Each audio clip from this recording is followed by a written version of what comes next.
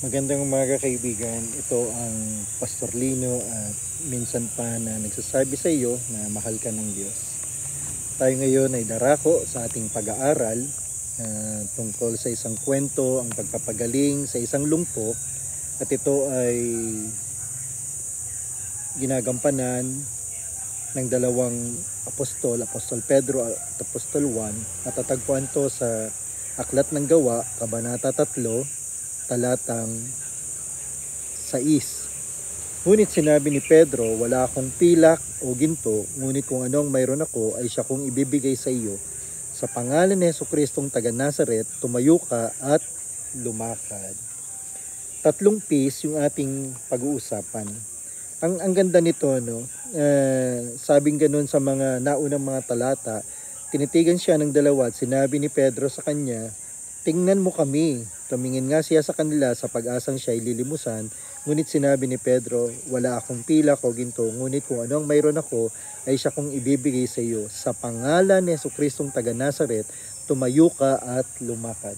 Ang unang P ay tungkol sa there's power in the name of the Lord Jesus Christ. Yung lumpo at siya'y lumpo mula pa nung siya'y isilang. Nakakatuwa na kahit natural na yung pangalan ng Panginoong Yesus ay merong supernatural power para yung isang taong kulang, isang taong may pangangailangan ay talagang makatagpo, maging buo. There is power in the name of Jesus. No? Ikalawa, hindi lang power. Sinabi to ni Pedro, ngunit sinabi ni Pedro, wala akong pilak o ginto, ngunit kung ano ang mayroon ako ay siya kong ibibigay sa iyo. Sa pangalan ni Jesucristong taga Nazaret, tumayo ka at lumakad. Ang nangyari, lumakad yung mama na nung simula pa ay lumpo na nung siya ay isilang. Not only there is power in the name of Jesus, there is peace. Naniniwala ako ng lubos na yung tumatawag, kumikilala, sumasampalataya sa pangalan ng Panginoong Yesus ay nagtataglay sila ng tunay na kapayapaan. No? Yung lalaking to na buong buhay niya gusto niyang maranasan kung paano ang lumakad. Nagkaroon siya ng tunay na kapayapaan. Hallelujah. Hindi lang power, hindi lang peace, kundi provisions. There is provisions in the name of Jesus. Meron siyang need, isang lalaking lumpo mula pa nang ito'y isilang. Namamalimos siya, hindi siya mayaman, hindi ordinaryo yung kanyang buhay, siya ay under ordinary life. No? Nawalan siya ng maraming privileges at karapatan, lalong-lalo na ang paglakad.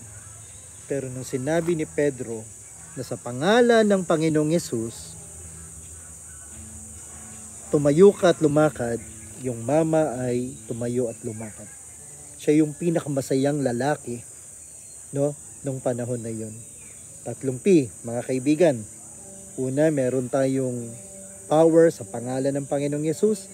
Merong power sa pangalan ng Panginoong Yesus, merong peace. Ikatlo, merong provisions. Saan pa ba tayo pupunta? Wala tayong ibang alam na madalas kong sinasabi, kundi ang sumampalataya talaga sa Panginoong Jesucristo. Sapagkat makakatagpo tayo ng tunay na pagpapala. Kaya mahal ka ng Diyos kaibigan, pagpalain ka niya, maranasan mo ang power ng pangalan niya, ang kapayapaan at ang provision. God bless you, mahal kong kaibigan, mahal ka ng Diyos.